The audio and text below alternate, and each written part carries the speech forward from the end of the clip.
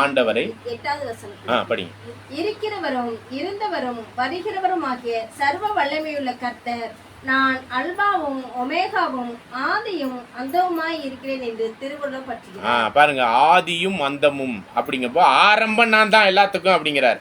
அப்ப தேவன் ஆதிங்கிற ஒன்று விஷயத்தை படைக்கும் பொழுது அங்கே வார்த்தையானவர் அங்கே இருக்கிறார். அப்படி அந்த வார்த்தையானவரை வச்சு தான் இப்போ என்ன பண்ணியிருக்கிறாருன்னா, ஆதியாக யோவான் 1ஆம் அதிகாரம் 2-3 வசனத்தை வாசிங்க. யோவான் 1ஆம் அதிகாரம் 2-3.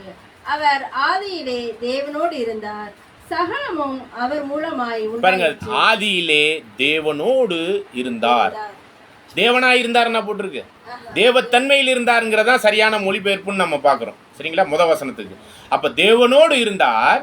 படிங்க. சகலமும் அவர் மூலமாய் உண்டாயிற்று. பாருங்க, உண்டானது எல்லாமே, அது வானம் பூமி, முதலாம் நாள் வெளிச்சம், அதுக்கப்புறம் 6 நாள் ஆதாம் ஏவாள், எல்லாம் 6 நாளினுடைய படைப்பு எல்லாமே யார் மூலமா உண்டானுச்சு? அவர் மூலமாய் உண்டாயிற்று.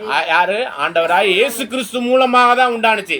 பிதா பிளான் போடுறாருங்க, இன்ஜினியர், வீட்டு ஓனருங்க. அதுல இந்த வீடை கட்டணுப்பா, இந்த மனுஷனை உருவாக்கணுப்பா அப்படின்னு ஒரு திட்டம் கொடுக்குறாரு. அதை ஒர்க் அவுட் பண்ணி இன்ஜினியரிங் வேலை பார்த்து அப்படி உருவாக்குறவர் யார்? அதுதான் மண்ணை பிசைஞ்சு ஜீவ சுவாசத்தை ஊதி அங்கே ஜீவாத்மாவாகிறதுக்கு ஜீவனை ஊதுனது யாருங்க? ஆண்டவராய் இயேசு கிறிஸ்து. தொடர்ந்து வாசிங்க. சகலமும் அவர் மூலமாய் உண்டாயிற்று, உண்டானதொன்றும் அவராலே அல்லாமல் உண்டாகவில்லை. அவருக்குள் ஜீவன் இருந்தது, அந்த ஜீவன் மனுஷருக்கு ஒளியாய் இருந்தது. அவருக்குள் தனித்துவமுள்ள ஒரு ஜீவனை பத்தி பேசிக்கிட்டு இருக்கிறார். ஜீவன் இருந்தது, அந்த ஜீவனுக்குள்ளாக தான் மனுஷனுக்கு ஒளியான அந்த ஆதாமுக்கு முதல்ல ஜீவன் கிடைச்சிச்சு. இப்படிங்கிற ஒரு விஷயத்த கூட இந்த இடத்துல நம்ம பார்க்கிறோம். சரிங்களா? அப்பனா ஆதிங்கிற ஒரு விஷயத்த நம்ம கொஞ்சம் சிந்திக்க வேண்டியிருக்கு. ஆனால் ஆதிக்கு அப்புறம் உள்ள வானம் பூமி சிருஷ்டிக்கப்பட்டு அந்த 6 நாளின் சிருஷ்டிப்பு எல்லாமே யார் தான் படைச்சது? யாரை வச்சு படைச்சாரு?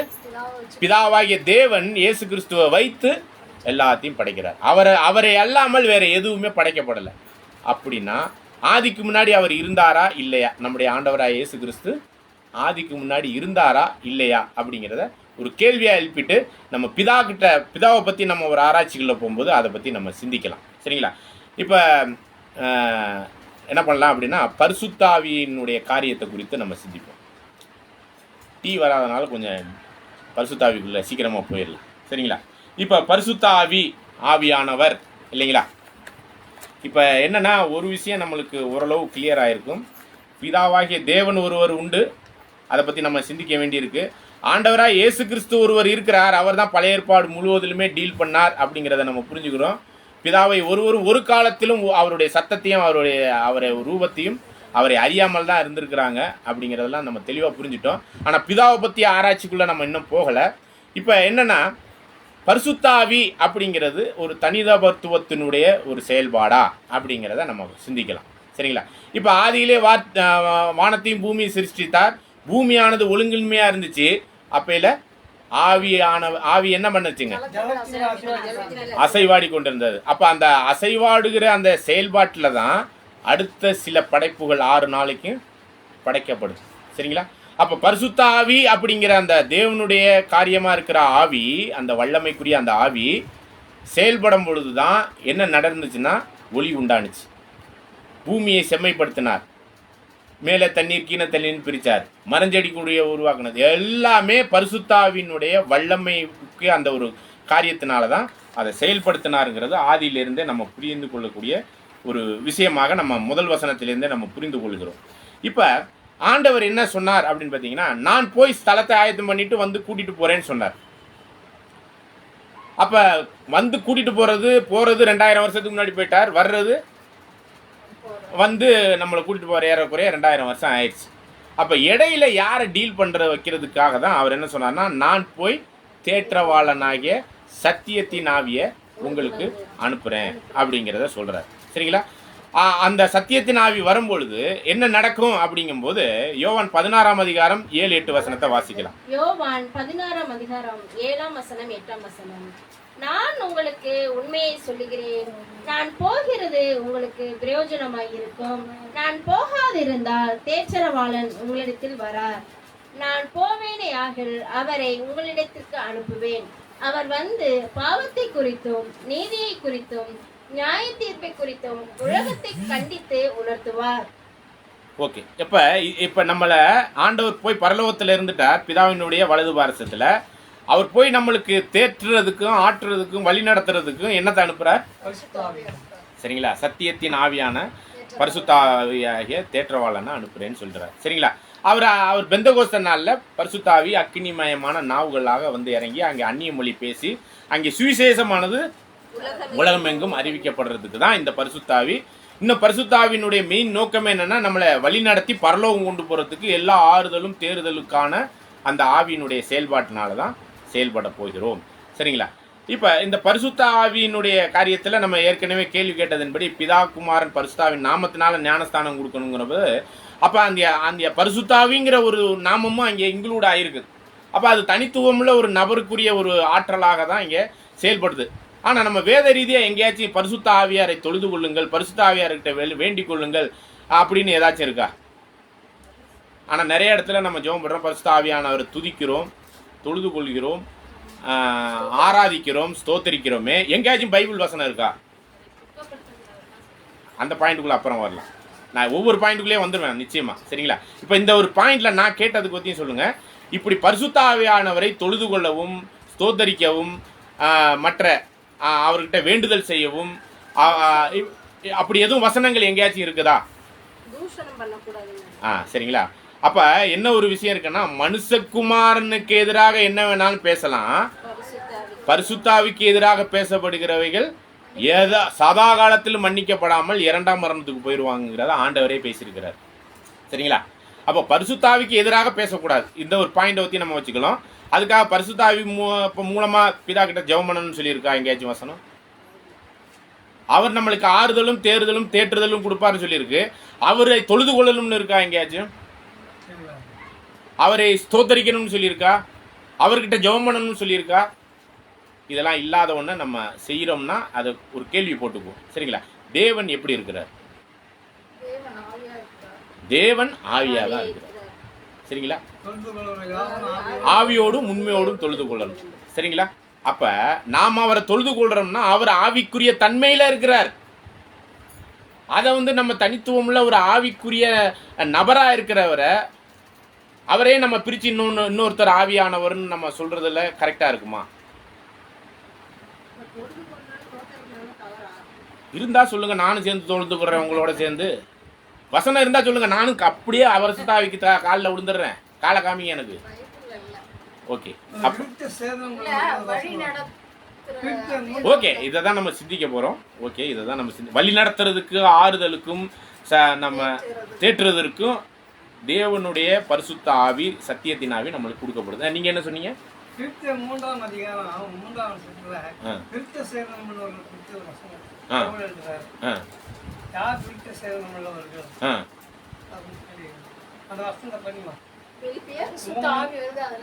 இல்ல பரிசுத்தாவியை குறித்த ஒரு கேள்வியான்னு நான் கேட்கிறேன்.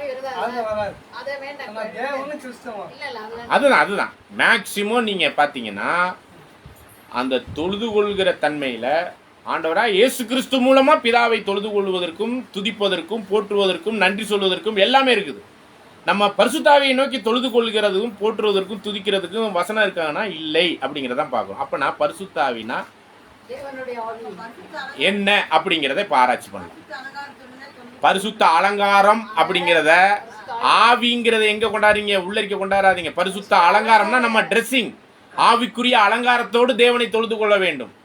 அதுல எங்க பரிசுத்த ஆவின்னு வருது? எங்க ஆவியே வரலையே. பரிசுத்த அலங்காரம் நம்ம பேசிக்கிட்டு இருக்கிறது ஆவி. ஆவிங்கிற வார்த்தை இங்க இருக்குதான்னு பாருங்க, கொஞ்சம் சிந்திங்க. நம்ம பரிசுத்த ஆவியோடு தொழுது கொள்ளணும், அது இல்லைன்னு சொல்லல. நம்ம தேவனுடைய ஆவி இல்லாம தேவனை தொழுது கொள்ள முடியாது. ஆனா நீங்க பரிசுத்த அலங்காரத்துக்கும் ஆவிக்கும் சம்பந்தப்படுத்துறது கரெக்டான்னு பாருங்க, அதுதான் நான் சொல்ல வரேன். ஓகே, இப்ப நம்ம பரிசுத்த ஆவிங்கிற ஒரு விஷயத்துக்குள்ளாக நம்ம போகலாம். இப்ப யோவான் 3ஆம் அதிகாரம் 34வது வசனத்தை வாசிங்க. யோவான் 3ஆம் அதிகாரம் 34ஆம் வசனம். தேவனால் அனுப்பப்பட்டவர் தேவனுடைய வார்த்தைகளை பேசுகிறார். தேவன் அவருக்கு தமது ஆவியை அளவில்லாமல் கொடுத்திருக்கிறார். தேவன் தனது ஆவியை அளவில்லாமல் கொடுத்திருக்கிறாரா? ஆவியானவர் தனது ஆவியை அப்படி அளவு இல்லாமல் கொடுத்திருக்கிறாருன்னு சொல்லி. தேவன் அப்ப தேவனுடைய ஆவி. நல்லா கவனிங்க. நீங்க கூட ஒரு கேள்வியை நம்மளுக்கு எழுப்புனீங்க. மத்தேயு, மார்க்கு, லூக்கா 3 அதிகாரத்திலையும் நீங்கள் வசனத்தின் அடிப்படையிலே நம்ம அதை சிந்திச்சுக்கலாம். சரிங்களா? அந்த புறா வடிவில் வந்தப்ப மத்தேயுவில் என்ன சொல்ல இருக்கு? தேவனுடைய ஆவியை. மார்க்கில் என்ன சொல்லியிருக்கு அப்படிங்கிறத பார்க்கலாம் பாருங்க. படி. மத்தேயு 3ஆம் அதிகாரம் 16ஆம் வசனம். இயேசு ஞானஸ்நானம் பெற்று ஜலத்தில் இருந்து கரையேறிய உடனே இதோ வானம் அவருக்கு திறக்கப்பட்டது, தேவ ஆவி புறாவை போல இறங்கி தம்மேல் வருகிறதை கண்டார். பாருங்க, என்னது? தேவ ஆவி. அதை நோட் பண்ணிக்கங்க அந்த வார்த்தையை. இதே மார்க்கில் என்ன சொல்லப்பட்டிருக்குன்னு பாருங்க. 1ஆம் அதிகாரம் 10வது வசனம். மார்க் 1ஆம் அதிகாரம் 10ஆம் வசனம். அவர் ஜலத்தில் இருந்து கரையேறிய உடனே வானம் திறக்கப்பட்டதையும் ஆவியானவர் புறாவை போல் தம்மேல் இறங்குகிறதையும் கண்டார். இப்ப தேவ ஆவியும் ஆவியானவருங்கிறது ஒண்ணுதானா இல்ல வேற வேறையா? ஒண்ணுதான். ஓகே. இப்ப லூக்காவில் படிங்க. 3ஆம் அதிகாரம். 3 இல்ல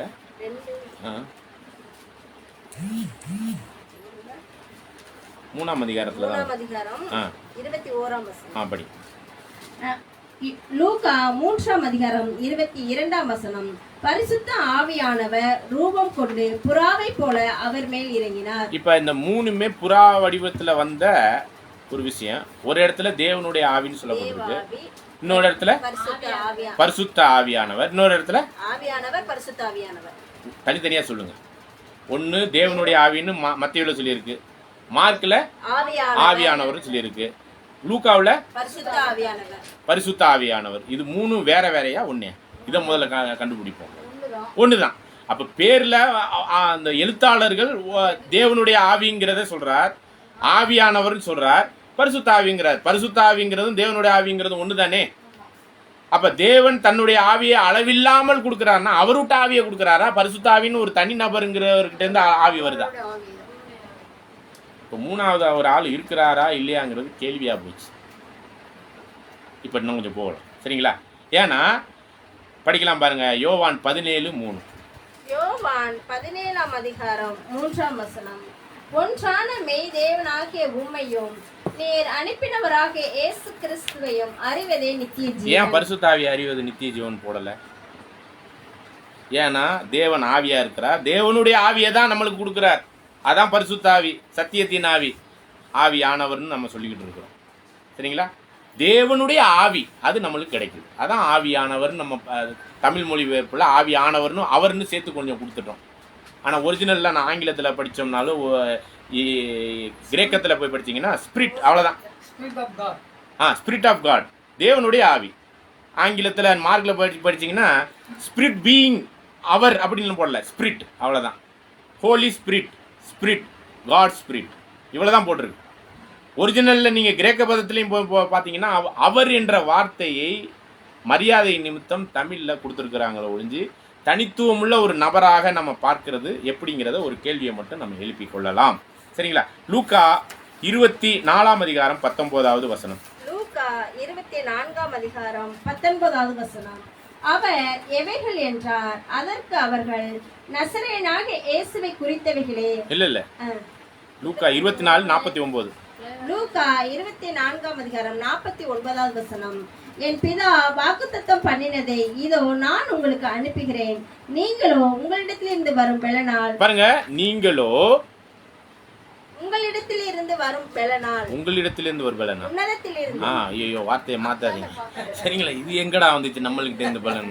ஓகே, நீங்களோ உன்னதத்திலிருந்து வரும் பெலனால், ஹெவன்ல இருந்து வரக்கூடிய அந்த பவர்னால தரிப்பிக்கப்படும் வரைக்கும் எருசலேம் நகரத்தில் இருங்கள் என்றார். இப்ப நான் பிதாவின் இடத்துல இருந்து உன்னை அனுப்புறேன்னு சொல்லிட்டு இந்த இடத்துல என்னத்தை சொல்றாரு?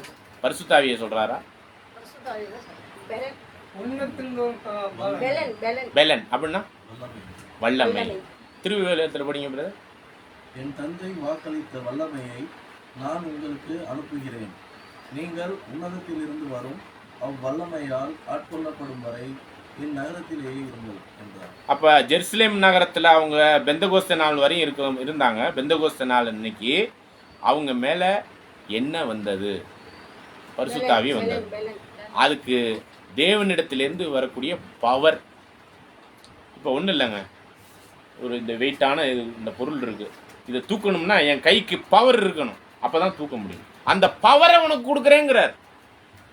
அந்த பவருக்கு பேர் தான் பவர் ஆஃப் காட். அந்த பவருக்கு பேர் தான் வல்லமையாகிய பரிசுத்தாவி.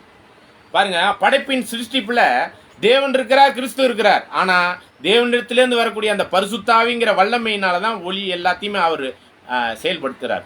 ஒளியை படைப்பதுலேருந்து மற்ற ஏனைய படைப்புகள் எல்லாம் தேவனிடத்திலேருந்து வரக்கூடிய அந்த பவரை வச்சு தான் கிறிஸ்து என்ன பண்ணுறார், ஒவ்வொன்றையுமே படைச்சிக்கிட்டு இருக்கார் முதல் நாள்லேருந்து. சரிங்களா? இப்போ நீங்கள் பாருங்கள், இந்த பரிசுத்தாவினுடைய காரியத்தில் ஒரு கேள்வி கேட்குறேன், நீங்கள் தப்பாக எடுத்துக்கக்கூடாது. சரிங்களா? கேள்வி கேட்குறேன், தப்பாக எடுத்துக்கக்கூடாது. இப்போ ஆண்டவராக இயேசு கிறிஸ்து கன்னிமரியாளிடத்தில் பிறந்தார். எதனால் கருவுற்றாரு?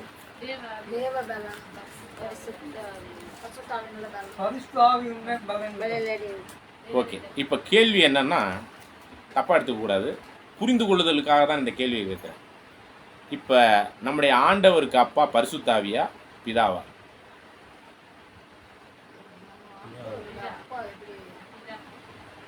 பிதாவாகிய தேவன் நம்முடைய ஆண்டவருக்கு அப்பாவா? ஒருவேளை பரிசுத்தாவி தனி நபர் தானே? அப்படி கிடையாதுலாம் சொல்லக்கூடாது. வசனம் இருக்கிறத நான் வேணா படிச்சு சொல்றேன். படிங்க, பரிசுத்தாவி உன்மேல் வரும். படிங்க. லூக்கா 1ஆம் அதிகாரம் 35ஆம் வசனம்.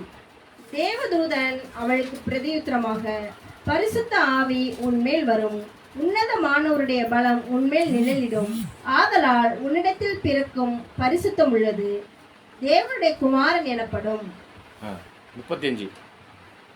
35 தான் படிச்சேன். திரும்ப படிங்க.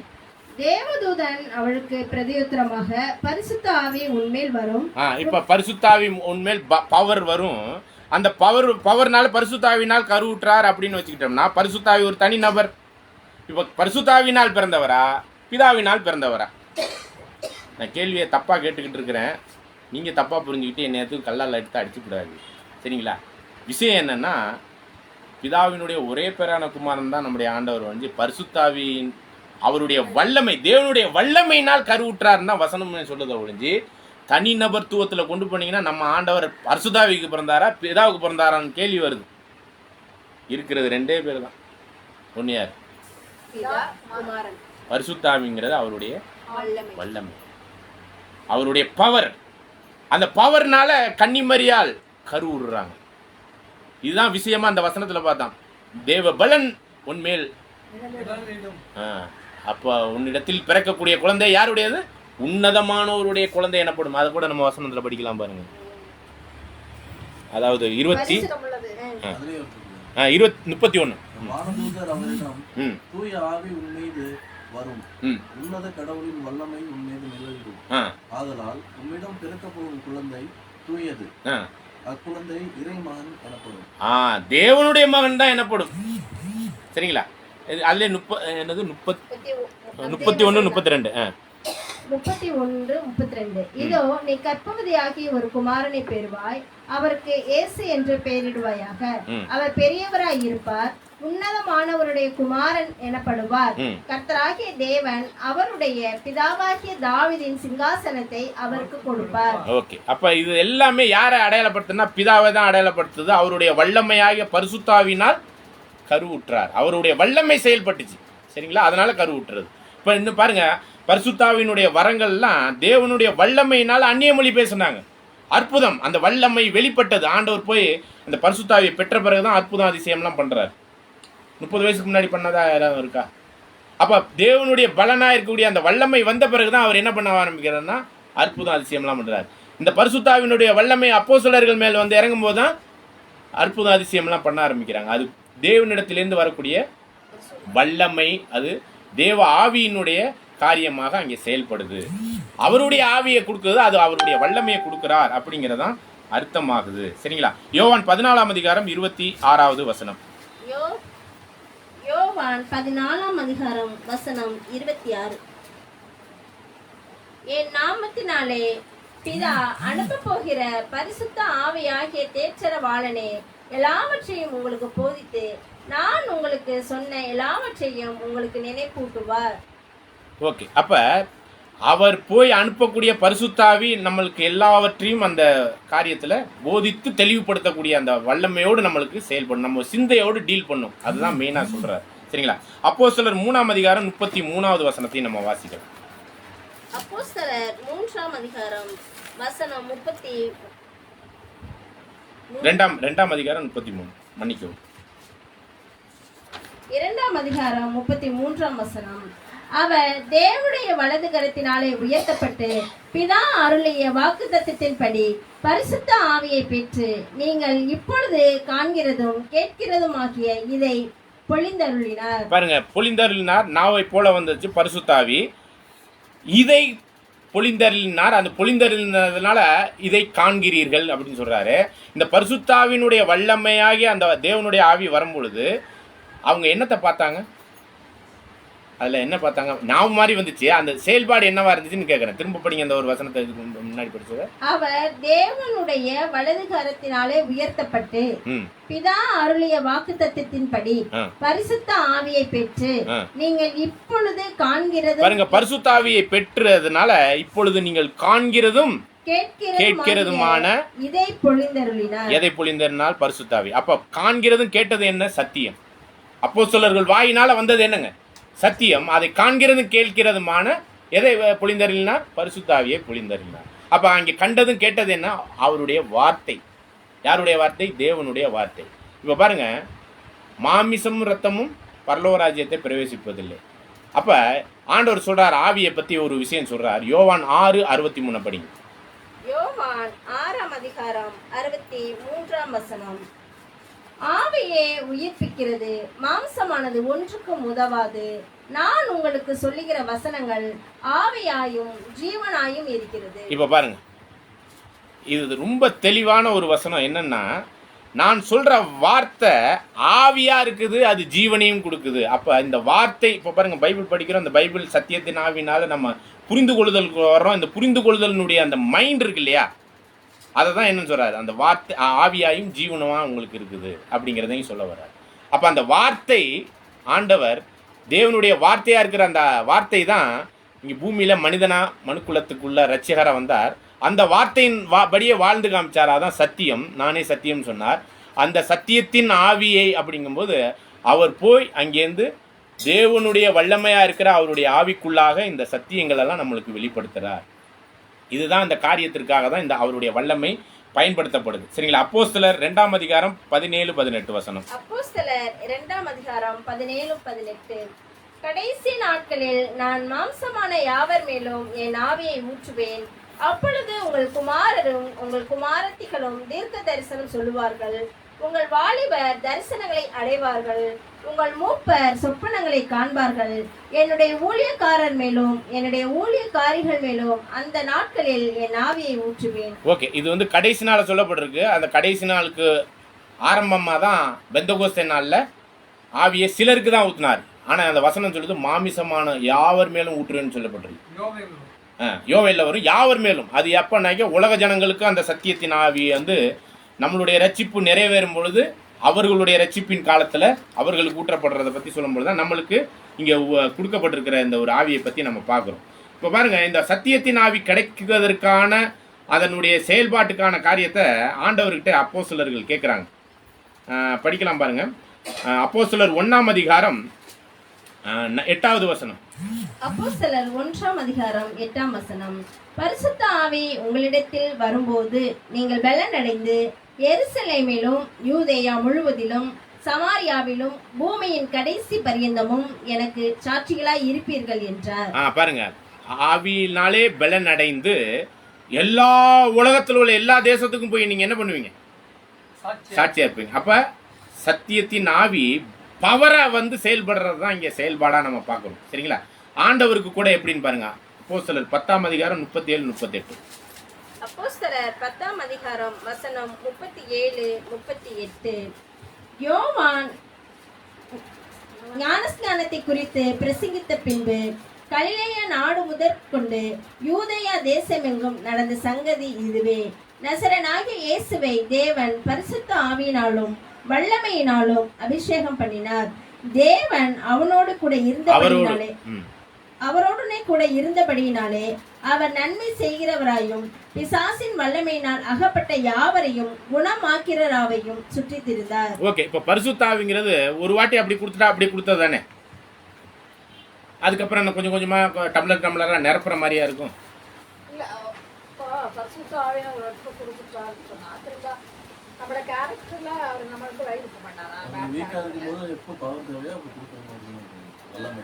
அதுக்காக பாவம் செஞ்சுக்கிட்டு இருப்பீங்க, உங்களுக்கு பரிசுத்தாவி உங்கள்கிட்ட இருக்குமா? ஓகே, இப்போ என்னன்னு பாருங்க, நம்முடைய ஆண்டவருக்கு எப்படி அது புளியப்பட்டது. லூக்கா 3ஆம் அதிகாரத்துல நம்ம பார்த்தோம், ஏற்கனவே பார்த்தோம். 22வது வசனம் வாசிச்சிருங்க. லூக்கா 3ஆம் அதிகாரம் 22ஆம் வசனம். பரிசுத்த ஆவியானவர் ரூபம் கொண்டு புறாவை போல அவர் மேல் இறங்கினார். ஓகே, அப்ப இங்க என்னன்னா புறாவை போல ஃபர்ஸ்ட் அங்கே சீலிங் ஆகுது. அதாவது சீலிங்னா அவருக்கு முத்திரிக்கப்படுறதுக்கான ஆரம்பமாகுது. தேவனுடைய வல்லமை மனுஷனுக்கு கொடுக்கப்படுது. ஒரு பூரண மனுஷத்தன்மையில ஆண்டவர் இருக்கும்போது அவர் பரிசுத்தாவி என்ற தேவ வல்லமை அவர் மேல இறங்குறத நம்ம பார்க்குறோம். அப்புறம் அவர் எங்க போறாருன்னா பாலைவனத்துக்கு போறார். சரிங்களா? அப்படி போயிட்டு அந்த ஒரு காரியத்துல ஞானஸ்தானம் எடுத்துட்டு வரும்பொழுது 4ல் 1 படிங்க. லூக்கா 4ஆம் அதிகாரம் 1ஆம் வசனம். இயேசு பரிசுத்த ஆவியினாலே நிறைந்தவராய் யோர்தானை விட்டு திரும்பி ஆவியானவராலே வனாந்திரத்திற்கு கொண்டு போகப்பட்டு 40 நாள் பாருங்க. அப்ப 40 நாள் சோதனைக்குள்ள போகும்போது இங்க பரிசுத்தாவி வந்து இறங்குனதுன்னு சொல்லும்போது 4வது அதிகாரத்துல என்ன சொல்றோம்னா நிரப்பப்படுதல். அப்ப அதுக்குள்ளாக நம்ம என்ன பண்ணணும்னா நிரப்பப்படுதலுக்குரிய ஒரு வளர்ச்சியை காமிக்கணும். இப்ப 10 கன்னியர் உவமையில கூட எண்ணெய் இல்லாதவங்க வச்சிருந்தாங்க, எண்ணெய் இருக்கிறவங்க இருந்தாங்க. சரிங்களா? எண்ணெய் எதற்கு அடையாளம் தெரியுங்களா? பரிசுத்தாவிக்கு. அப்ப எண்ணெயானது முழுவதும் நிரம்பி இருந்தாதான் விளக்கு எரியும். விளக்கு எரிஞ்சாதான் 2ஆம் வருகைக்கு ஆயத்த காரியங்கள் இருக்கு. அப்ப எண்ணெய் அப்படிங்கிற அந்த பரிசுத்தாவினால் நிரப்பப்பட்டிருக்கக்கூடிய ஒரு விஷயத்துல முழுவதும் 40 நாளும் இந்த வேதத்தை பழைய ஏற்பாடை போய் அப்படியே சிந்திச்சுக்கிட்டு இருந்தார். தேவ ஆவிக்குரிய அந்த வேத வசனங்கள் எல்லாம் தன்னை குறித்து என்னென்ன சொல்லியிருக்குங்கிறத எப்படி செயல்படணுங்கிறத 40 நாளும் அங்கே என்னதுங்க தேவ ஆவியாகி அவருடைய வசனத்துக்குள்ளாக சத்தியத்தின் ஆவிக்குள்ளாக அங்கே நிரப்பப்பட்டு கொண்டு இருந்தார். சரிங்களா? இது அந்த சோதனை முடியுது. முடிஞ்ச பிறகு 14வது வசனத்தை வாசிங்க. லூக்கா 4:14. பின்பு இயேசு ஆவியானவருடைய பலத்தினாலே கலிலேயாவுக்கு திரும்பி போனார்.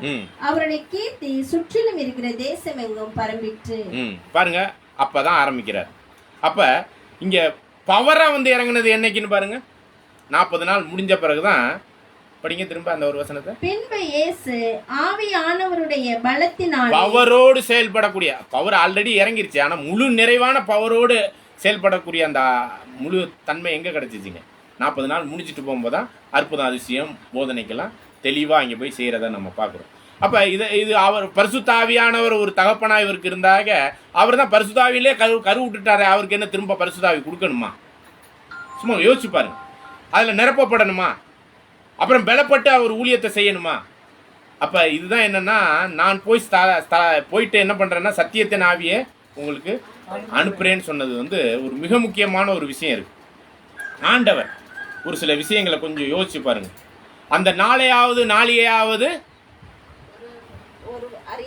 தேவ தூதர்களும் அறியார், யாரும் அறியார், அவரும் தெரியாதா? குமாரனும் அறியாருன்னு மார்க்ல சொல்லியிருக்கு. அப்ப இவர் அவரும் ஒன்னா இருந்தா அவர் அறிஞ்சதெல்லாம் இவருக்கு வந்திருக்கணுமே. அப்ப ஒரு சில விஷயங்கள் நினைச்சு பாருங்க. அந்த நாளையாவது அறியா தன்மையில இருக்கக்கூடிய ஆண்டவருக்கு நாம் போய் பிதாவினிடத்திலேருந்து வரக்கூடிய வல்லமையாகி அவருடைய பரிசுத்தாவியை அனுப்புறேங்கப்ப ஆக்சுவலா பாத்தீங்கன்னா வெளிப்படுத்தின விசேஷம் அப்படிங்கிற ஒரு புத்தகம் இருக்கு இல்லையா? இந்த புத்தகத்தை பிதா ஆண்டவர் மரித்து உயிர்த்தெழுந்து போற வரையும் கையில கொடுக்கல. படிக்கலாம். வெளிப்படுத்தின விசேஷம் 1ஆம் அதிகாரம் 1வது வசனம். வெளிப்படுத்துதல் 1ஆம் அதிகாரம் 1ஆம் வசனம். சீக்கிரத்தில் சம்பவிக்க வேண்டியவைகளை தம்முடைய ஊழியக்காரருக்கு காண்பிக்கும் பொருட்டு தேவன் இயேசு கிறிஸ்துவுக்கு ஒப்புவித்ததும் பிதாவாகிய தேவன் இயேசு கிறிஸ்துவுக்கு ஒப்புவித்ததும் இவர் தம்முடைய தூதனை அனுப்பி தம்முடைய ஊழியக்காரனாகிய யோவானுக்கு வெளிப்படுத்ததுமான ஆண்டவரா இயேசு கிறிஸ்துவுக்கு இடையில ஒரு தூதன் ஒருத்தர் இருக்காராம். அவர் வந்து யோவான் அப்போஸ்தலனுக்கு கொடுத்திருக்காரு. அவர் வந்து தான் இப்ப புத்தகமா நம்ம கையில வந்திருக்குது, வெளிப்படுத்தின விசேஷம் புத்தகம். இப்ப ஆண்டவர் மரித்து உயிர்த்தெழுந்து போன பிறகுதாங்க அந்த புத்தகத்தை பிதா யார்கிட்ட கொடுத்தாரு?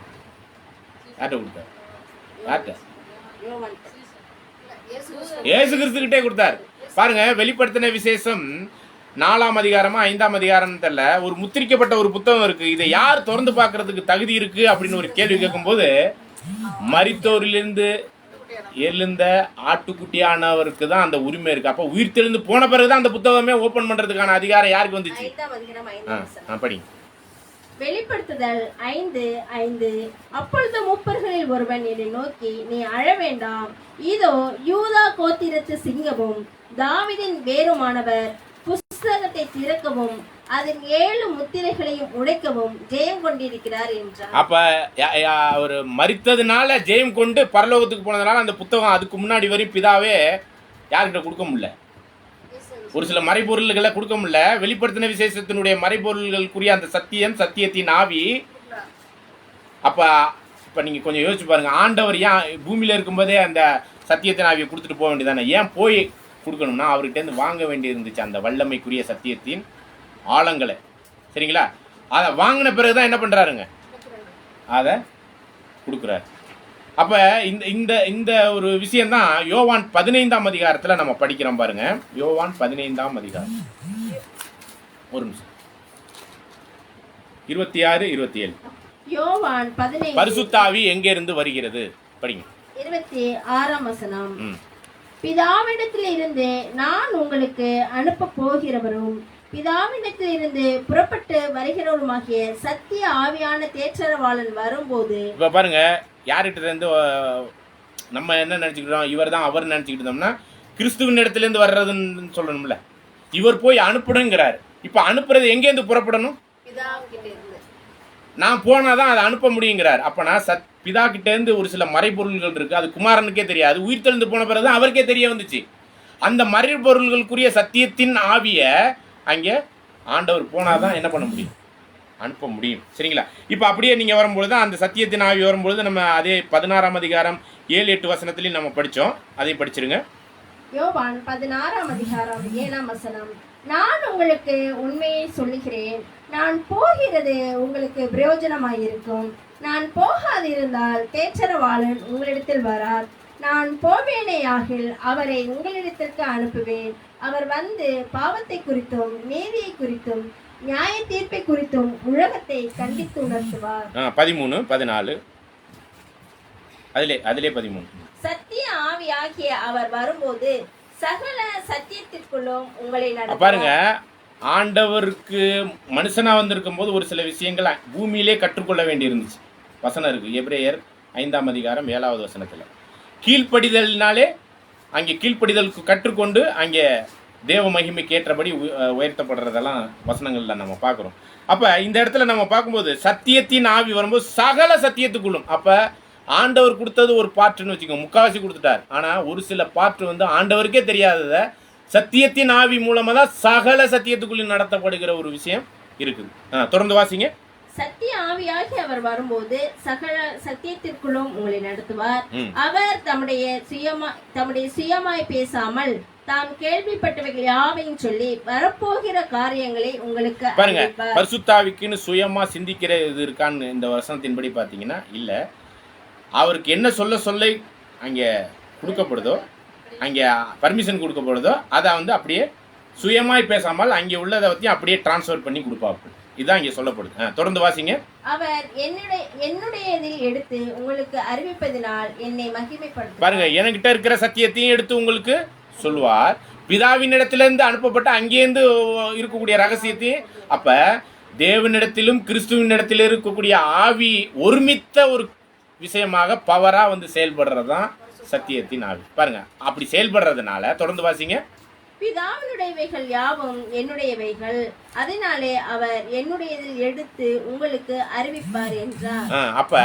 அப்ப அவருடைய செயல்பாடு பிதாவுக்கும் குமாரனுக்கும் உரிய ஒரு வேலைக்காரர் மாதிரி ஒரு சூழ்நிலைக்குரிய ஒரு காரியம் தான். சரிங்களா? அப்போ பிதா ஒரு இப்போ பாருங்க, பிதா வெளிச்சத்தை உண்டாக்கணும்னு ஒரு பிளான் போடுறாரு. குமாரன் என்ன பண்ணுறாரு?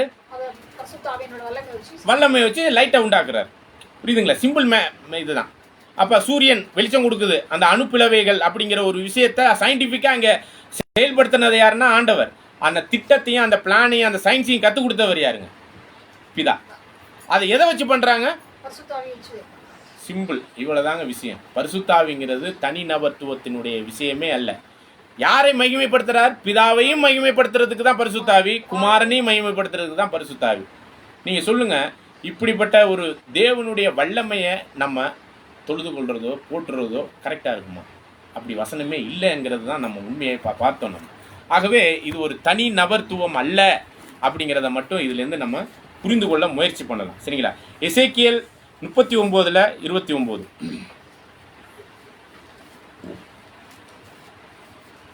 எசேக்கியேல் 39:29. நான் இஸ்ரவேல் வம்சத்தார் மேல் என் ஆவியை ஊற்றினபடியினால் என் முகத்தை இனி அவர்களுக்கு மறைக்க மாட்டேன் என்று கர்த்தராகிய ஆண்டவர் சொல்லுகிறார் என்றார். பாருங்க, என் ஆவியை ஊற்றினேன். அப்ப அந்த என் ஆவிங்கிறதோ இல்ல தேவனாவியோ இல்ல பரிசுத்தாவியோ சத்தியத்தின் ஆவியோ எதுவா இருந்தாலும் அது யாருடைய? தேவனுடைய ஆவி. சரிங்களா? ஏசாயா 63:12. ஏசாயா 63:12. அவர்கள் நடுவிலே தம்முடைய பரிசுத்த ஆவியை இருக்க கட்டளையிட்டு மோசேயின் வலது கையை கொண்டு அவர்களை தமது மகிமையின் புயத்திலே நடத்தி தமக்கு நித்திய கீர்த்தியை உண்டாக்க அவர்களுக்கு முன்பாக தண்ணீரை பிளந்து. பாருங்க, இதெல்லாம் மோசே செஞ்சதெல்லாம் எந்த பலத்தின் ஆவியினால? தேவ ஆவியின் பலத்தினால தான் செஞ்சார். ஏசாயா 61:1 படிங்க. ஏசாயா 61:1. கர்த்தராகிய தேவனுடைய ஆவியானவர் என்மேல் இருக்கிறார். சிறுமைப்பட்டவர்களுக்கு சுவிசேஷத்தை அறிவிக்க கர்த்தர் என்னை அபிஷேகம் பண்ணினார். இருதயம் நொறுங்குண்டவர்களுக்கு காயம் கட்டுதலையும் சிறைப்பட்டவர்களுக்கு விடுதலையும் கட்டுண்டவர்களுக்கு கட்டவிழ்ப்பதையும் கூறவும் கர்த்தருடைய அனுக்கிரக வருஷத்தையும் நம்முடைய தேவன் நீதியை சரிக்கட்டும் நாளையும் கூறவும் துயரப்பட்ட அனைவருக்கும் ஆறுதல் செய்யவும் சீயோனிலே துயரப்பட்டவர்களை சீர்படுத்தவும் அவர்களுக்கு சாம்பலுக்கு பதிலாக சிங்காரத்தையும். ஓகே, இப்போ இந்த வசனங்களை தான் ஆண்டவர் என்ன பண்றாருன்னா லூக்கா 4:17 இதே வசனத்தை ஒரு புத்தகத்திலேருந்து, அந்த ஏசாயா புத்தகத்திலேருந்து எடுத்து வாசிக்கிறார். சரிங்களா? அப்ப இந்த காரியம் தேவனுடைய கர்த்தருடைய ஆவி அவர் மேல வர்றதை பத்தி தான் இங்க பார்க்கிறோம். அந்த 18வது வசனத்தை படிங்க. 17-18. லூக்கா 4:17. அப்பொழுது ஏசாயா தீர்க்கதரிசி புஸ்தகம் அவரிடத்தில் கொடுக்கப்பட்டது. அவர் புஸ்தகத்தை விரித்தபோது கர்த்தருடைய ஆவியானவர் என் மேல் இருக்கிறார். தரித்திரத்திற்கு சுவிசேஷத்தை பிரசங்கிக்கும்படி என்னை அபிஷேகம் பண்ணினார். அப்ப இதுதான் நம்ம என்னன்னா பரிசுத்தாவி சத்தியத்தின் ஆவினால தேவன் தன்னுடைய ஆவியை கொடுத்து அவர் பவரா செயல்படுவதற்கு செயல்படுத்தினார் அப்படிங்கிறதான் இந்த இடம் முழுவதிலுமே வேத ரீதியா புரிந்து கொள்ற முடிச்சு. மொழிபெயர்ப்புக்காரர்கள் அவர்னு அந்த சேர்த்து சொன்னதுனால அது ஆழ்த்துவமா நம்ம என்ன பண்ணிட்டோம்னா அனுமானம் பண்ணிட்டோம் அப்படிங்கிறதா இதில் புரிந்து கொள்கிறோம். சரிங்களா? ஓகே, இப்போ ஏசாயா 11:1 சொல்கிறார். இப்போ பாருங்க, ஆவி ஒன்றா பலவா? தேவனுடைய ஆவிங்கிறது ஒன்றா பல ஆவிகளா? ஒன்று. இப்போ படிங்க. ஏசாயா 11:1. ஈசா என்னும் அடிமரத்தில் இருந்து ஒரு துளி தோன்றி அவன் வேர்களில் இருந்து ஒரு கிளை எழும்பி செழிக்கும். தொடர்ந்து ஞானத்தையும் உணர்வையும் பாருங்க. இப்ப இதுல எத்தனை ஆவி வருதுன்னு பாருங்க. ஞானம் ஆவி, ஞானத்தையும் உணர்வையும் அருளும் ஆவியும். பாருங்க, ஞானமான ஆவி, உணர்வை அருளக்கூடிய ஆவி, 2 ஆவி. அப்புறம் படிங்க. ஆலோசனை கொடுக்கக்கூடிய ஆவி, பலனை கொடுக்கக்கூடிய ஆவி, அப்புறம் அறிவை கொடுக்கக்கூடிய ஆவி, கர்த்தருக்கு பயப்படுகிற பயத்தை அருளும் ஆவி, கர்த்தருக்கு பயப்படுகிற பயத்தை கொடுக்கக்கூடிய ஒரு ஆவி. கர்த்தருடைய ஆவியானவர் அவர் மேல. இப்ப இத்தனை ஆவியானவர் அவர் மேல வந்தாரு. அந்த செயல்பாட்டுக்கு தான் இது சொல்லப்படுது. புரியுதுங்களா? அப்ப இது தெளிவா இருக்குது. தேவனுடைய பலத்தினால அந்த ஆவி பல வரங்களோடு செயல்படுது. அந்த வரத்தினுடைய காரியம் எங்கெங்க யாருக்கு பயன்படுதோ அந்த மாதிரி அந்த ஒரு விஷயத்துக்கு பயன்படுத்துறத பார்க்குறோம். சரிங்களா? அப்போ இதனுடைய தொடர் வசனங்களில் இந்த பரிசுத்தாவியை குறித்த காரியங்களில் பார்க்கும்போது 1 பேதுரு 1 வசனத்தில் கிறிஸ்துவினுடைய ஆவி பழைய ஏற்பாட்டின் தீர்க்கதரிசிகளுக்குள்ளாக செயல்பட்டுச்சு அப்படின்னு சொல்லப்படுது. அவருக்கு ஏற்படுகிற பாடுகள், அந்த நிந்தைகள், அதெல்லாம் அதை குறித்து அங்கே படிங்க. 1 பேதுரு 1 வசனம், தங்களில் உள்ள கிறிஸ்துவின் ஆவியானவர் கிறிஸ்துவுக்கு உண்டாகும் பாடுகளையும் அவர்களுக்கு பின்வரும் மகிமைகளையும் முன் அறிவித்த போது, அப்ப தேவ திட்டத்தின்படி கிறிஸ்து பாடுபடணும், மகிமை அடையணும் அப்படிங்கிறது தேவ திட்டம். அதை கிறிஸ்து கொடுக்கிறார். கிறிஸ்து மிகாயில் தூதனா என்ன பண்ணிக்கிட்டு இருக்கார், அங்கே உள்ள பழைய ஏற்பாட்டின் நீதிமான்களுக்குள்ள, உதாரணமா ஏசாயா 53 அவர் வாழ்க்கையில நடந்த மாதிரி பேசிக்கிட்டு இருக்கார். 22ஆம் சங்கீதத்துல என் தேவனே என் தேவனே ஏன் என்னை கைவிட்டுன்னு தாவீது சொல்றார். அப்ப தாவீது சொன்ன அந்த ஆவி எந்த ஆவிங்க? அதுதான் கிறிஸ்துக்குள்ளான அந்த ஆவி தான் இங்க கத்துது. என் தேவனே என் தேவனேன்னு அங்கே கத்துது. யாருக்கிட்ட? தாவீது கிட்ட. அதை லிட்டரலாகவே எங்க பண்றாரு? சிலுவையில. அப்ப இது எல்லாமே பாக்குறோம். சரிங்களா? ரோமர் 1:5 படிங்க. ரோமர் 1 வசனம், மாம்சத்தின்படி தாவீதின் சந்ததியில் பிறந்தவரும் பரிசுத்தமுள்ள ஆவியின்படி தேவனுடைய சுதன் என்று மரித்தோரிலிருந்து உயிர்த்தெழுந்ததினாலே. தாவீதின் சந்ததிப்படி மனுஷத்தன்மையின்படி மனுஷகுமாரனுக்குரிய ஒரு விஷயம். தேவனுடைய இதுபடி அவருடைய வல்லமையான பரிசுத்தாவினால் கருவுற்றவர். இப்படிதான் எடுத்துக்க முடிஞ்சு பிதாவினால் கருவுற்றவர்ங்கிற மாதிரி நம்ம, அல்லது பரிசுத்தாவினால் கருவுற்றவர்ங்கிற மாதிரி பிரித்து பேசணும்னா அது என்ன ஆயிருதுங்க? தப்பான பிறப்பாயிருது ஆண்டவருடைய பிறப்பு. சரிங்களா? படிங்க. யோவான் 14:17 ஏற்கனவே படித்தோம். சத்தியத்தின் ஆவியை பற்றி நம்ம படிக்கிறோம். சரிங்களா? படிங்க. யோவான் 14 17 வசனம். 17 வசனம், உலகம் அந்த சத்திய ஆவியானவரை காணாமலும் அறியாமலும் இருக்கிறபடியால் அவரை பெற்றுக்கொள்ள மாட்டாது. அவர் உங்களுடனே வாசம் பண்ணி உங்களுக்குள்ளே இருப்பதால் நீங்கள் அவரை அறிவீர்கள். 2 தீமோத்தி 1 வசனம். 2 தீமோத்தேயு 1 வசனம், தேவன் நமக்கு பயமுள்ள ஆவியை கொடாமல் பலமும் அன்பும் தெளிந்த புத்தியும் உள்ள ஆவியை கொடுத்திருக்கிறார். பாருங்க, பலம், அன்பு, தெளிந்த புத்தி, இதெல்லாம் நம்மளுக்குள்ளாக செயல்படக்கூடிய அந்த தேவ ஆவியினுடைய காரியங்களாக நம்ம பார்க்குறோம். சரிங்களா? இது மாதிரி எபேசியர் 1:13 வாக்கு தத்த ஆவி அப்படின்னு சொல்லப்படுது. ஏசாயாவில் ஏற்கனவே நம்ம படித்தோம் ஞானத்தின் ஆவி. சரிங்களா? கலாத்தியர் 6:1 சாந்தமுள்ள ஆவின்னு சொல்லப்படுது. சரிங்களா? ரோமர் 8:15 புத்திர சுவீகாரத்தின் ஆவி, அதாவது அப்பா பிதாவே என்று அழைக்கிற அந்த அறிவை கொடுத்து நம்ம பிதா யார் குமாரன் யாருங்கிற அந்த தெளிவுக்குள்ள கூட நம்ம அந்த புத்திர சுவீகாரத்தின் ஆவி. இப்போ பாருங்க, நம்ம ஆண்டவரை பார்த்து ஏசப்பான்னு சொல்கிறோம். நம்ம யாரை அப்பான்னு சொல்கிறது கூட கேள்வியாக இருக்குது. சரிங்களா? அப்போ நமக்கு என் பிதாவும் உங்கள் பிதாவும், என் தேவனும் உங்கள் தேவனும் சொல்லும்போது நம்மளை யாரை ஆக்கிட்டார்? அவர் சகோதரர் ஆக்கிட்டார். இது எந்த வகையிலன்னா சபை வாய்ப்புல இருக்கிறவங்களுக்கு தான் சகோதரர். ஆனா இந்த உலக ஜனங்கள் மட்டும்தான் ஆண்டவரை ஏசப்பான்னு கூப்பிடலாம ஒழிஞ்சு நம்ம கூப்பிடக்கூடாது. ஏன்னா படிக்கலாம் பாருங்க. எபிரேயர் 2 வசனம். எபிரேயர் 2 வசனம், ஏனென்றால் தமக்காகவும் தம்மாலையும் சகலத்தையும் உண்டாக்கினவர் அநேகம் பிள்ளைகளை மகிமையில் கொண்டு வந்து சேர்க்கையில், மகிமையான அந்த முதலாம் உயிர்த்தெழுதல் 1,44,000 பேருக்குரிய உயிர்த்தெழுதலுக்குரியவர்களை கொண்டு வந்து சேர்ப்பதற்காக அவர்களுடைய ரட்சிப்பின் அதிபதியை உபத்திரவங்களினாலே பூரணப்படுத்துகிறது அவருக்கு ஏற்றதாய் இருந்தது. எப்படி எனில் பரிசுத்தம் செய்கிறவரும் பரிசுத்தம் செய்யப்படுகிறவருமாகிய யாவரும் ஒருவராலே உண்டாயிருக்கிறார்கள். பாருங்க, பரிசுத்தம் செய்கிறவர் நம்முடைய ஆண்டவர், அவருடைய ரத்தத்தினாலும் அவருடைய சத்தியத்தினாலும். பரிசுத்தம் செய்யப்படுகிறவர்கள் நாம. இரு குரூப்பையுமே யார் தான் உண்டாக்கி இருக்கிறாரா? அவரே. நல்லா பாருங்க, பரிசுத்தம் செய்கிறவர் நம்ம ஆண்டவர், பரிசுத்தம் செய்யப்படுகிறவர்கள் நாம். இரு தரப்பாரையும் யார் உருவாக்கி இருக்கிறார்? அப்ப புத்திர சுவீகாரத்துல நம்முடைய ஆண்டவர் என்னுடைய ஒரே பேரான குமாரன் சொல்றார். நாம அப்பா அப்படின்னு யாரை கூப்பிடணும்?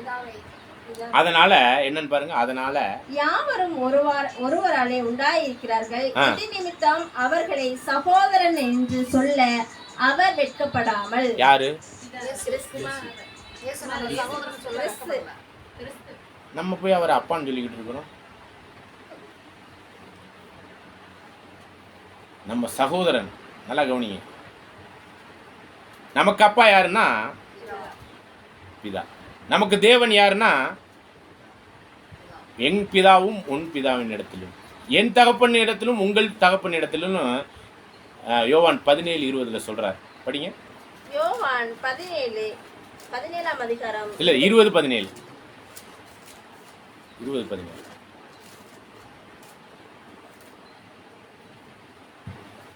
20:17 வசனம். இயேசு அவளை நோக்கி, என்னை தொடாதே, நான் இன்னும் என் பிதாவினிடத்திற்கு ஏறி போகவில்லை. நீ என் சகோதரத்திற்கு போய், நான் என் பிதாவினிடத்திற்கும் உங்கள் பிதாவினிடத்திற்கும் என் தேவனிடத்திற்கும் உங்கள் தேவனிடத்திற்கும் ஏறி போகிறேன் என்று அவருக்கு சொல் என்றார். யாருக்கிட்ட? மத்தேயு, மார்க்கு, லூக்கா அவங்க சகோதரர்கள் சொல்லி என்ன சொல்றாருங்க? என் சகோதரரிடத்துல சொல்லு, என் தேவனிடத்திற்கும் உங்கள் தேவனிடத்தில், என் பிதாவின் இடத்திற்கு. இப்ப நம்மளுக்கெல்லாம் அப்பா யாருன்னா ஒருத்தர் இருக்கிறாரு. ஆண்டவரா இயேசு கிறிஸ்துக்கு அப்பா தான். யாருக்கு அப்பா? ஏசப்பா.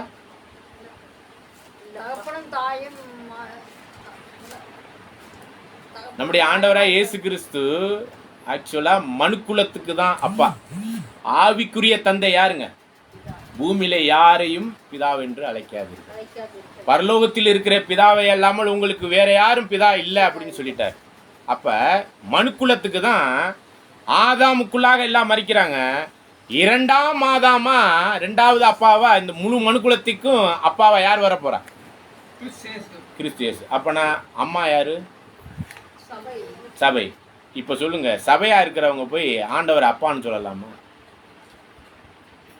சகோதரன், என்னுடைய மணவாளன், அந்த நிலைமையில தான் சமமா தான் தேவன் அவருடைய சிங்காசனத்தை கிறிஸ்து கொடுக்கிறார். கிறிஸ்து அவருக்கு ஈக்குவலா அன்னைக்கு சிங்காசனத்துல சமநிலைமையில வைக்கிறார். அந்த ஒரு விஷயத்தை நம்ம புரிந்து கொள்ள முயற்சி பண்ணலாம். சரிங்களா? கடைசியா அந்த ஆவிக்குரிய அந்த புத்திர சுவிகாரத்தின் ஆவியினுடைய தன்மையை தயவு செய்து புரிஞ்சுக்கலாம். இந்த புத்திர சுவிகாரத்தின் ஆவி ஆண்டவரா இயேசு கிறிஸ்துவ ஏசப்பான்னு கூப்பிடுறதுக்கு இல்லை. அப்படி கூப்பிட்டோம்னா நம்ம உலக ரட்சிப்புக்கு தான் வரணும்னு அர்த்தம். ஏன்னா அவரவர்கள் வார்த்தையின்படியே நியாயந்தீர்க்கப்படுவார்கள். உலக ரட்சிப்புல இருக்கிறவங்க தான் ஏசப்பான்னு அவங்களை கூப்பிடணும். இன்னைக்கு முழு கிறிஸ்தவமே பரலோகத்து என்ன ஆண்டவராய் இயேசு கிறிஸ்துவே என் ராஜா, ராஜாதி ராஜா, அவர் நம்முடைய கர்த்தாதி கர்த்தர், இதெல்லாம் வசனம் இருக்குது. சரிங்களா? அதுக்கான தகுதியெல்லாம் நம்ம பார்க்கலாம். இப்போ என்னங்கிறத அடிப்படையிலேருந்து புரிந்து கொள்ள நம்ம முயற்சி பண்ணுறதுக்கு தான் இதெல்லாம் பார்க்குறோம். சரிங்களா? அப்போ அந்த புத்திர சுவிகாரம் என்னங்கிறத நம்ம புரிஞ்சுக்கலாம். ஆண்டவரை ஏசப்பான்னு கூப்பிடுறதல்ல. அந்த ஆவி யாரை பற்றி ரோமர்ல படிக்கிறோமே, பிதாவை குறித்து தான் நம்ம பார்க்குறோம். சரிங்களா? ஓகே. வெளிப்படுத்தின விசேஷம் 19ஆம் அதிகாரம் 10வது வசனம். வெளிப்படுத்துதல் 19ஆம் அதிகாரம் 10ஆம் வசனம். அப்பொழுது அவனை வழங்கும்படி அவனுடைய பாதத்திலே விழுந்தேன். அவன் என்னை நோக்கி, இப்படி செய்யாதபடிக்கு பார், உன்னோடும் இயேசுவை குறித்து சாட்சியிட்ட உன் சகோதரனும் கூட நானும் ஒரு ஊழியக்காரன். தேவனை தொழுது கொள், இயேசுவை பற்றின சாட்சி தீர்க்க தரிசனத்தின் ஆவியாய் இருக்கிறது. பாருங்க, தேவனை தொழுது கொள். அப்ப சொல்ற யோவான் போய் ஒரு தேவதூதன் காலில் போய் விழுந்துட்டார். யார் காலில் உழுவுறதுன்னே புரியல. நம்மளுக்கு புரிய மாட்டேங்குது. இந்த பாடம் பார்த்த பிறகுதான் புரியும் யார் காலில் உழுவணுங்கிறது. அந்த நிலைமையில தான் நம்ம இருக்கிறோம். சரிங்களா? ஆண்டவருக்கா, பிதாவா, பரிசுத்தாவியா, இல்லை வேற யாரு கால் இருக்கா அப்படின்னு தேடிக்கிட்டு இருக்கிற மாதிரி இருக்கு. சரிங்களா? அவர் சொல்றாரு, என்ன சொல்றாருன்னா, தேவனை தொழுதுகொள், கிறிஸ்துவை பற்றிய சாட்சியே தீர்க்க தரிசனத்தின் ஆவி. நல்லா கவனிங்க. கிறிஸ்துவை பற்றி நம்ம மற்றவங்களுக்கு எடுத்து கொடுக்குற சாட்சி இருக்கு இல்லையா, வார்த்தைகள், அதுதான் தீர்க்க தரிசனத்தின் ஆவியாம். அப்போ தீர்க்க தரிசனத்தின் ஆவினாலே என்னன்னு பார்த்தீங்கன்னா, விசுவாச பிரமாணத்துக்கு ஏற்றதாய் சொல்வதெல்லாம், பைபிள் படி சொல்வதெல்லாம் தீர்க்க தரிசனத்தின் ஆவி. பைபிள் இல்லாமல் சொல்கிறதெல்லாம் தீர்க்க தரிசனத்தின் ஆவி இல்லை. இன்றைக்கி பாருங்கள், அவங்கவுங்க யாரோ என்னென்னமோ கனவு காண்றாங்க, தரிசனம் பார்க்குறாங்க, அதெல்லாம் நம்ம என்ன பண்ணுறாங்க, போதிக்க ஆரம்பிச்சிடுறாங்க. அது கரெக்டானா இல்லை. பைபிள் படி இருக்கக்கூடிய அந்த சத்தியத்தின் ஆவியில தான் நம்ம சொல்லணும். அதுதான் தீர்க்க தரிசனத்தின் ஆவி அப்படிங்கிறத பார்க்கணும். இது ரோமர் 12:8 பார்க்குறோம். தீர்க்க தரிசன வரம் என்பது விசுவாச பிரமாணத்துக்கு ஏற்றதா நம்ம போதிக்கணும் முடிஞ்சு, நம்மளுக்கு வரக்கூடிய சிந்தையில் வர்றதெல்லாம் வந்து மனுஷனுக்குரிய தன்மையில தான் யோசிப்போம். பரிசுத்தாவினால் நிரப்பப்பட்டுக்கிட்டு இருக்கணும். நிரப்பி முடிஞ்ச பிறகுதான் நம்ம தெளிந்த புத்தி உள்ளவர்களாய் இதெல்லாம் செய்ய முடியும். அப்படிங்கிறத தேவனுடைய ஆவியாகிய சத்திய ஆவியின் கூடிய காரியங்களை பற்றி வசனங்கள் எங்கே இருக்குதுன்னு பார்த்தோம். சரி, இப்போ என்னென்னா அதை இல்லாமல் வேறு எதுவும் ஆவி இருக்கா? 2 தீமோத்தி 1ஆம் அதிகாரம் 7வது வசனத்தில் பயத்தின் ஆவி அப்படின்னு ஒன்று இருக்குது. சரிங்களா? ரோமர் 8ஆம் அதிகாரம் 15ல் அடிமைத்தனத்தின் ஆவி அப்படின்னு இருக்கு. 1 கொரிந்தியர் 2ஆம் அதிகாரம் 12ஆம் அதிகாரத்தில் உலகத்தின் ஆவி அப்படின்னு இருக்கு. 1 யோவான் 4ஆம் அதிகாரம் 6வது வசனத்தில் வஞ்சக ஆவி அப்படின்னு இருக்கு. அப்போஸ்தலர் 16:16ல் குறி சொல்கிற ஆவி அப்படின்னு இருக்கு. 1 யோவான் 4:3ல் அந்த கிறிஸ்துவின் ஆவி அப்படின்னு இருக்கு. ரோமர் 11:8ல் கனநித்திரையின் ஆவி. இவ்வாறாக இந்த ஆவியெல்லாம் எந்த ஆவின்னு கேட்குறேன். ஓகே, இப்போ கேள்வி என்னன்னா, கெட்ட ஆவின்னு ஒரு நபர் இருக்காரா? அது யார்? சாத்தான். இப்போ சாத்தானையும் சாத்தானுடைய ஆவியும் தனித்தனி நபராக பிரிச்சிருவீங்களா? கெட்ட ஆவியையும் சாத்தானையும் தனித்தனி நபராக பிரிப்பீங்களா? அதை மட்டும் பிரிக்க மாட்டீங்க. அது ஒரு கட்டாவியும் சாத்தானும் ஒன்று. தேவனும் தேவனுடைய ஆவியை மட்டும் பிரித்து வச்சு தனி நபராக நம்ம சொல்லுவோம். பாருங்க, நம்மளுடைய புரிந்து கொள்ளுதல் எப்படி இருக்கு? ஒன்றான மெய்தேவனாகிய அவரையும் அவர் அனுப்பினவராய் கிறிஸ்துவையும் அறிகிற அறிவில் தேவனிடத்திலிருந்து வருகிற வல்லமையாகிய பரிசுத்த ஆவிங்கிறது அதற்குரிய தன்மையில் தேவனுடைய சத்தியத்துக்குள்ளான தெளிவுக்குள் வரக்கூடியதற்கான ஒரு ஆவியாக தான் தேவன் நம்மளுக்கு இங்கே கொடுக்குறார் அப்படிங்கிறத பார்க்குறோம்.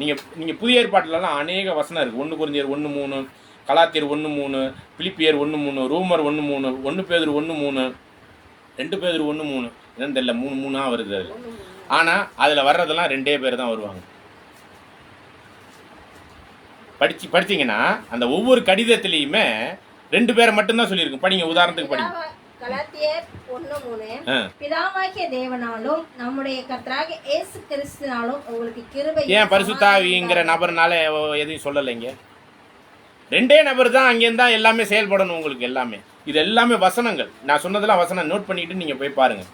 அப்போ 2 நபர் தான் இருக்குது ஒன்று. 3ஆவதுங்கிறது ஆழ்த்துவம் அல்ல, அது தேவனுடைய வல்லமை. அதனால தான் ஒன்றான மெய்தேவனாகிய அவரையும் அவர் அனுப்பினவராகிய கிறிஸ்துவையும் அறிகிறது நித்திய ஜீவன். பரிசுத்தாவினால வரங்கள் கொடுக்கப்பட்டுச்சு. பரிசுத்தாவிக்குள்ளாக கனிகள் கொடுக்கப்படுது. நம்ம கொடுக்கணும். அப்போ இதுதான் விஷயமாக சொல்லப்படுது. ஒரே ஆவியை பற்றி தான் எபேசியர் 4ஆம் அதிகாரம் 1ல் சொல்ல, ஒரே கர்த்தர், ஒரே தேவன், ஒரே ஆவி, ஒரே ஸ்நானம், ஞானஸ்நானம், ஒரே சபையை பற்றி தான் பேசப்பட்டிருக்கு. அப்படிப்பட்ட ஒரு ஆவியை தான் சொல்லப்பட்டிருக்கு. அது தேவனிடத்திலேருந்து புறப்படுகிற சத்தியத்தின் ஆவியை பற்றி நம்ம பார்க்குறோம். சரிங்களா? ஓகே, இப்போ ஒன்றும் இல்லை, டிரைவர், வண்டி ஓட்டுறவர் டிரைவர், ஸ்க்ரூ இருக்குல்ல, அதை திருவனம்னா அதுக்கு பேர் என்னது? ஸ்க்ரூ. அவர் என்ன டிரைவரா? ஒரு ஆளா? ஸ்க்ரூங்கிறது, ஸ்க்ரூ டிரைவ் பண்ணுற அந்த ஸ்க்ரூ டிரைவர் வந்து ஒரு ஆளா? அதுக்காக நம்ம பரிசுத்தாவியானவருங்கிற ஒரு இதை கொடுத்துட்டு, அந்த ஒரு மரியாதைக்குரிய வார்த்தையை கொடுத்துட்டா அது தனி நபர் நம்ம எடுத்துக்க கூடாது. சூரியன், சந்திரன். நம்ம இப்போ கவிதை எழுதுறவங்க பைபிள்லேயே நிறைய இதெல்லாம் இருக்குது. சூரியனை என்ன சொல்கிறாங்க? ஒரு ஆணுக்கு ஆண்டவரை கூட ஒப்பிட்டு சொல்லப்பட்டிருக்கு. சந்திரன் அப்படிங்கும்போது ஒரு பெண்ணுக்கு ஒப்பிடுறாங்க. இல்லை, இயற்கையாகவே இருக்கக்கூடியதானே. அதுக்காக அந்த சூரியனும் சந்திரனும் ஒரு நபரா? இல்லவே இல்லை. சரிங்களா? அப்படிங்கும்போது இந்த இடத்துல ஆண்டவர் ஏன் அப்படி சத்தியத்தின் ஆவியானவர், அவருங்கிற மாதிரி அந்த மொழிபெயர்ப்புகளில் உள்ள தவறா, இல்லை ஆண்டவர் உண்மையிலே அப்படி ஒரு காரியத்தை அங்கே பேசிக்கிட்டு இருந்தாரா அப்படின்னு பார்க்கும்பொழுது தான் ஆண்டவர் இதெல்லாம் எங்கேருந்து பேச ஆரம்பிக்கிறாருன்னா, அப்போ யோவான் 13ஆம் அதிகாரம் அந்த கர்த்தருடைய பந்திக்கு அப்புறம் அப்படி தொடர்ந்து பேசிக்கிட்டே வர்றார். இந்த சத்தியத்தின் ஆவியை பற்றி மற்ற ஏனைய காரியங்களெல்லாம் பேசிக்கிட்டே வந்துட்டு 15ஆம் அதிகாரத்தில் ஒன்று சொல்கிறார். நான் திராட்சை செடி, நீங்கள் அதன் கிளைகள், திராட்சை தோட்டக்காரர் என் அப்பா அப்படிங்கிறார். ஓகே, இப்போ நம்ம லிட்டரலாக எடுப்போமா?